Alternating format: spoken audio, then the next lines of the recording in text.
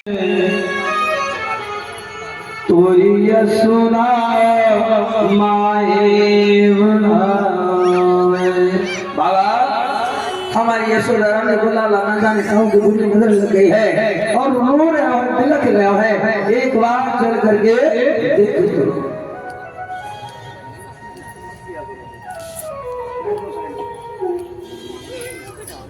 चले रे नंदो भवन में तो यशोदा माई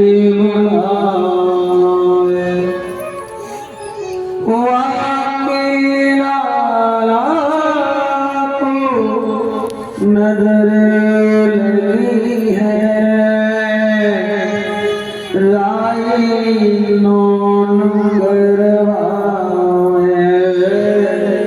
राई नोन गरवाए। बाबा छोटू से लाला हमारा बड़ी जोर जोर से रो रहा हूँ, बिलक रहा है। एक बार चल करके बाबा से देख। बाबा कहने लगे कि देखो गोपी तुम कहती हो तो हम अवश्य चलेंगे, लेकिन पहले यशोदा रानी से जा करके कहो कि वो अपने छोरा को हमारी गोद में देवेगी और गोद में दे करके जब हम दर्शन कर लेंगे तो बाकी छोरा की नजर उतार देंगे। फिर आपको छोरा कहो नहीं रोगा वो भी तो एक बार जा और जा करके यशोदा रानी से पूछना कि यशोदा रानी अपने लाला को हमारी गोद में दे करके अगर वो दर्शन करावेगी तब ही हम जाएंगे। मैया अब तो गोपी दौड़ी दौड़ी गई। अब यशोदा रानी तो द्वार पर खड़ी लाला को लेकर जोर जोर से रो रहे, बिलक रहे, गोपियों के साथ में खड़े।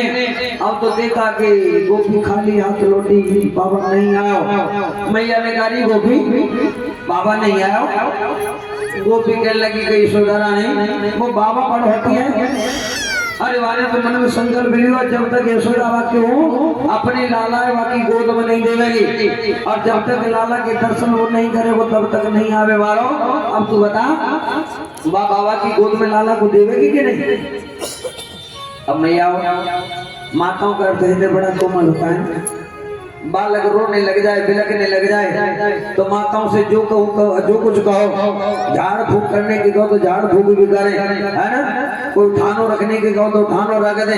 कैसे मेरे बालक रो वो बंद कर दे, कैसे मेरा लाला ठीक है जाए। हाँ जी कहना जी भैया बालक को रोका बिलका या बालक बीमार पड़ जाए तो माताएं जो चाहो सब करवा लो, सब करने को तैयार। मैया यशोदा भी तो आप ही के जैसी है ना। अब तो मैया यशोदा ने जब देखा कि बाबा तो आगे को तैयार नहीं, बाबा कहे कि यशोदा रानी अपने लाला को मेरी गोद में दे करके दर्शन करवावेगी तभी आऊंगा। तो भैया कहने लगी गोपी से हरी गोपी तू जा और जा करके बाबा को बुला, बाबा जो कहेगा मैं सब करूंगी। आओ तो गोपी दौड़ी दौड़ी गई, बाबा को आदर से लेकर के आए।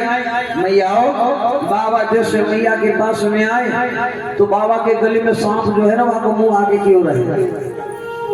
बाबा मैया के पास आए, मैया से बोले कि मैया अपने लाला को हमारी गोद में दे।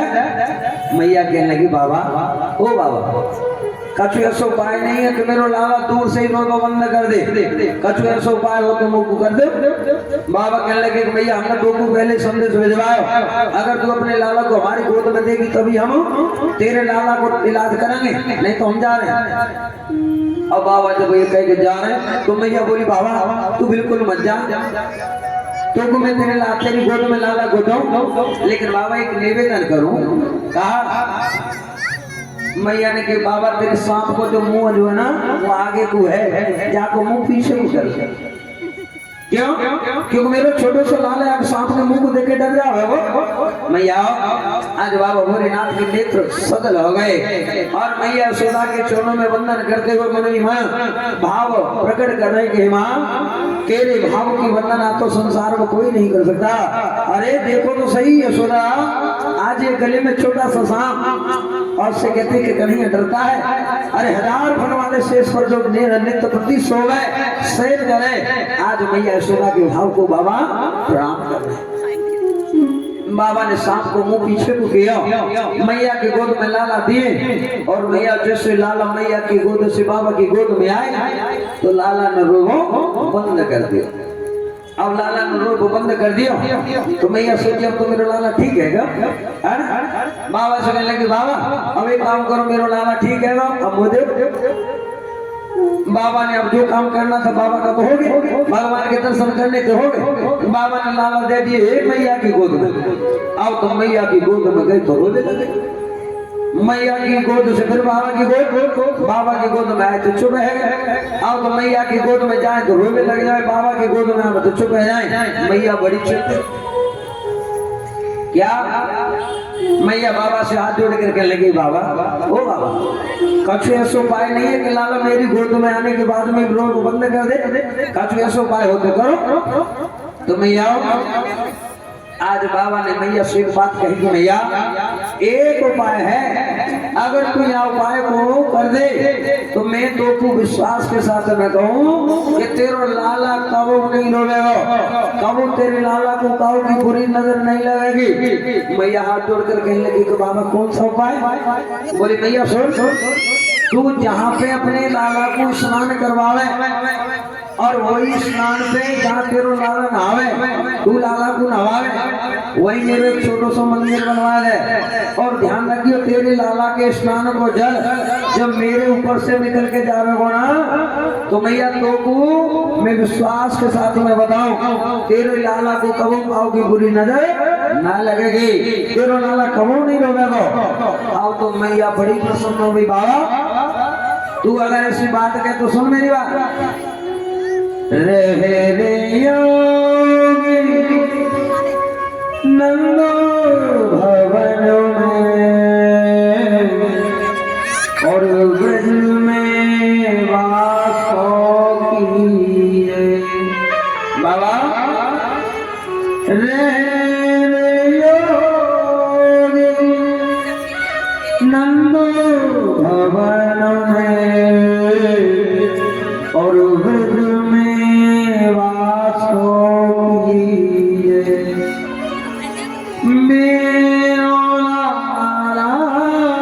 जब जब रोवे तब तब दर्शन दीजिए, तब तब दर्शन दीजिए। बाबा तो कहे कि मैं तेरा मंदिर बनवाऊं तो बाबा मैं तो वचन ना तेरो मंदिर बनवाओगे लेकिन मेरो लाला अगर कबो रोवे लग जाए तो ध्यान रखियो ब्रज छोड़ के मत जाइयो और लाला अगर रोवे तो तू दर्शन दे दियो। बाबा कहने लगे कि भैया तू चिंता न कर, तू मेरो मंदिर बनवा तेरो लाला कबो नहीं रोवेगो। तो मैया यशोदा ने अपने महल में बाबा को छोटो सो प्यारो सो मंदिर बनवाया और वह नंद भवन में भगवान भोलेनाथ का मंदिर बना। तो उस मंदिर का नाम क्या हुआ? नंदेश्वर महादेव। बोले नंदेश्वर महादेव की। अब नंदेश्वर महादेव जी के दर्शन किन्हीं माताओं ने किए है भैया? इतनी बैठी हो पाओ सब दर्शन किए कि नहीं किए नंदेश्वर भगवान के? अच्छा किए एक दो, वो भी थोड़े छोटे हाथ उठाए हैं, मालूम ना किए कि नहीं, थोड़ी सी असमंजस में है भैया। अगर किए तो लंबो से एंटीना उठाओ जाके टावर नेटवर्क क्लियर पकड़े पता चल जाए कि हाँ भैया देखिए है कि नहीं, नहीं देखेंगे। अच्छा बरसाने कौन कौन गई हो? बरसाने तो बहुत गई। और नंदगांव भी गई हो? तो नंदगांव गई तो नंदेश्वर भगवान के दर्शन नहीं किया आपने? ऊपर नंद बाबा का महल देखा है कि नहीं देखा? आज भी विद्यमान है भैया। और वही नंद भवन में छोटो सो प्यारो सो हमारे बाबा भोलेनाथ को नंदेश्वर भगवान का मंदिर है। और भैया देखो आज भी ये प्रमाण है, अगर आपके घर में किसी बालक को ज्यादा किसी की नजर लगती हो, कुछ बालक होते हैं ना जिनको नजर ज्यादा लग जाती है कि नहीं भैया? तो आजकल हम माताएं क्या करती हैं, बालकों को नजर लग जाती है तो झाड़ फूक करवाती है, ना जाने कितने भोपा भपोलियों से आगे कई तो वहाँ खड़ी हो जाती है लाइन लगा के फूक लगवाती है कि नहीं। देखो मैं आपको विश्वास के साथ कहता हूँ कभी भी इस प्रकार का कार्य नहीं करना चाहिए। आपको 33 कोटि देवी देवता और आप बालकों को ले जाकर के लग जा रहे हो, कहीं भी लाइन लगा खड़े हो जाते हो। मान लो हम ये नहीं कहते किसी को कोई बीमारी है और फूक लगा दी और वो बीमारी सांस के साथ में चली आई, सांस की बीमारी, टीबी की बीमारी है कि नहीं। आप गए तो थोड़ा सा झाड़ा लगवाने, फूक लगवाने और पता चला कि नई बीमारी लेके आ गए। बोलो मैं आऊँ आपको एक उपाय बता देता हूँ, बहुत सरल और सुगम। जिन बालकों को ज्यादा नजर लगती है ना, तो आप पहली बात तो ये कि अगर वहाँ हमारे ब्रजमंडल में नंदेश्वर भगवान के दर्शन करा के ला सकते हो तो वहां लेकर के जाओ बालक, और एक लोटे में थोड़ा सा गंगा जल लेकर उस बालक के हाथों से भगवान नंदेश्वर को अभिषेक करवा दो। थोड़ा सा जल उस लोटिया में भर लो जो ऊपर से उतरे बाबा के हैं, और लेकर के उस बालक के ऊपर छींटे लगाओ, तो जल लेकर के आ जाओ।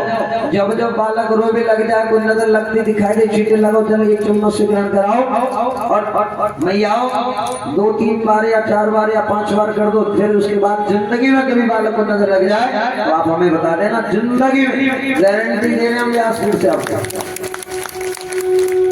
कोई इतनी गारंटी नहीं मिलेगी, लेकिन हम गारंटी दे रहे हैं। आप एक बार करके देखो, ठाकुर जी हमारे इतने करुणामय कि वहां जाकर, क्योंकि हमें विश्वास नहीं होता ना भैया, हम भरोसा नहीं करते।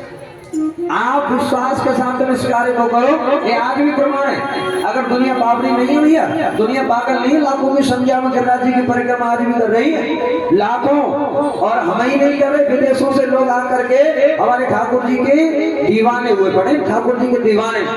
हम तो भारतीय हैं और भारतीय होने के कारण हमारे तो सौभाग्य है कि हम अपने कुल इष्ट देव को मना रहे हैं, भगवान गिरिराज जी का पूजन कर रहे हैं, माँ के बिहारी जी की आराधना कर रहे हैं, किशोरी राधा रानी के दर्शन करने का सौभाग्य मिल रहा है। लेकिन वो लोग जिन्होंने कभी हमारी संस्कृति को जाना नहीं, जिन्होंने कभी हमारे संस्कारों को समझा नहीं, आज वो विदेशों से आकर के और हमारे ठाकुर जी के सेवादार बन गए। सेवादार ऐसे थोड़ी बन जाते हैं, बोलो कुछ है।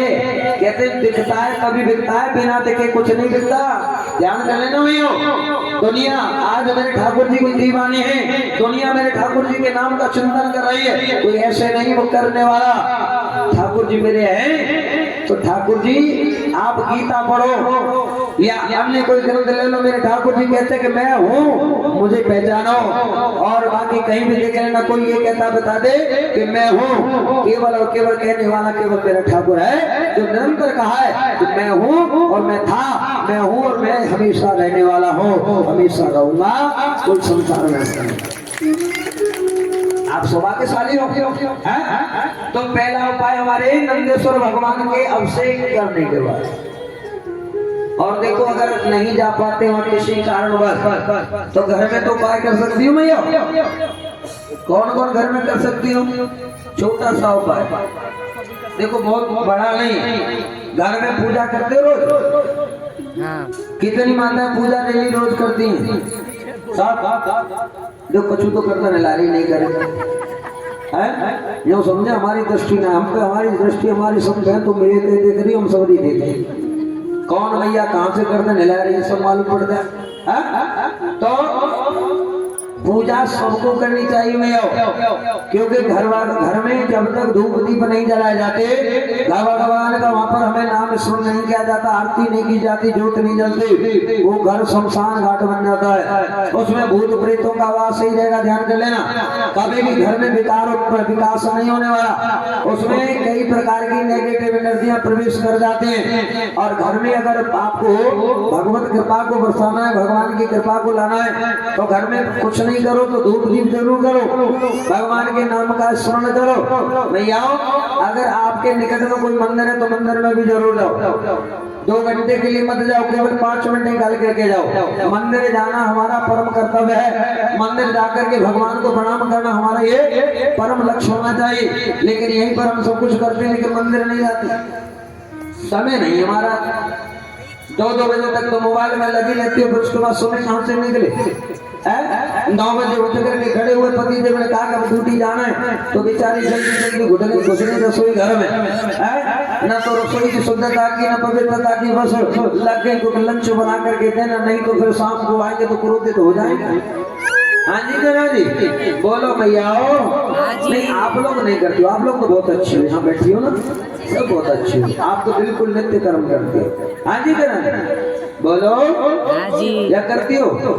नित्य कर्म। हाँ करना नहीं चाहिए, अगर करती हो तो आज से बंद कर देना, ठीक है भैया। तो अब घर में आप मंगलवार के दिन, जिन बालकों को ज्यादा नजर लगती है, तो मंगलवार के दिन सायंकाल के समय आप, अगर बालक छोटा है तो स्वयं आप कर लें, या घर में आपके पतिदेव कर लें, या जो भी सायंकाल को घर में भगवान का धूप दीप करो, दीपक जलाओ, घी का दीपक, आसन लगाओ, एक लोटे में जल भरो, थोड़ा गंगा जल, 3 लौंग, कितनी? 3 लौंग, बिना फूल होता ना ऊपर, उसे हटा दो, 3 लौंग जल में रखो, और हनुमान जी का 3 बार हनुमान चालीसा का पाठ करो। कितनी बार? 3 बार बोलो। 3 बार, थोड़ा जम के बोलो। 3 बार 3 बार हनुमान जी का हनुमान चालीसा का पाठ करो, आरती करो, पूरे घर में उस जल से छींटे लगाओ, बालक को 1 चम्मच जल के रन कराओ, 1 लौंग खिला दो, 1 लौंग सुबह, 1 लौंग दोपहर को, 3 मंगलवार ये कार्य करो। मैं गारंटी के साथ कहता हूँ बालक को कभी भी नजर नहीं लगेगी। आप करके तो देखो, हम करते नहीं, और हम तो बस जो भी कोई आता है वो बहका देता, हम बहक जाते हैं, ये कर लो, जादू कर लो, टोना कर लो, ये कर लो, उठाने कर लो। नहीं आओ, आपको कुछ करने की आवश्यकता नहीं। क्यों? संकट कटे मिटे सब पीरा, जो सुने हनुमत बलवीरा। जिसने एक बार मेरे हनुमान जी की शरणागति कर ली, मैं विश्वास के साथ कहता हूँ, क्यों? क्योंकि चारों युग प्रताप तुम्हारा। मेरे ठाकुर जी, मेरे बाबा जी के चारों युगों में प्रताप है, एक युग की बात नहीं की। अगर कहीं कोई प्रमाण कर दे कि चारों युगों में प्रताप करने वाला कोई है, तो केवल मेरे बाबा हनुमान जी महाराज है। और मैया कुछ माताएं कहती है कि केवल महिला पुरुषों को हनुमान चालीसा पढ़ना चाहिए महाराज, कुछ लोग कहते हैं स्त्रियों को नहीं पढ़ना चाहिए। आप लोग ऐसा मानते हो क्या? नहीं, क्यों भैया?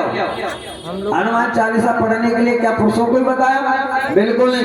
अगर कोई ऐसा कहता है तो गलत। आप हनुमान चालीसा कितनी माताएं पढ़ी हो?